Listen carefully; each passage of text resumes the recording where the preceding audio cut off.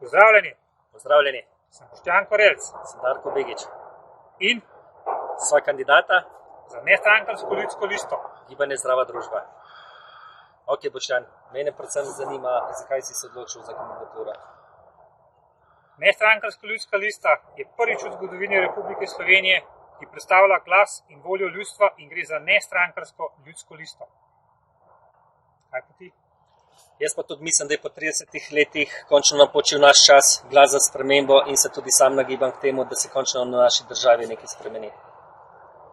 Sem predstavnik sindikata Vojske obrambne zaščite in že več kot 25 let se ukvarjam z varstvom pravic delavcev, s kadrovsko korupcijo in s kršitvami človekovih pravic. Še naprej se bom zavzemal za ustavno varstvo človekovih pravic. Sam pa tudi kot pripadnik Slovenske vojske, ker vem, kaj so to naloge, dolžnosti, pravice, obveznosti, se nagibam k temu, da se to tudi prenese na civilno sfero in se bom k temu še sam tudi bolj intenzivno posvečal. Predstavniki sindikatov smo preprečili preko ustavnega sodišča uvedbo obveznega cepljenja v državni upravi.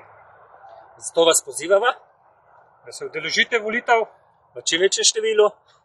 in hvala vam za vaš glas. Hvala.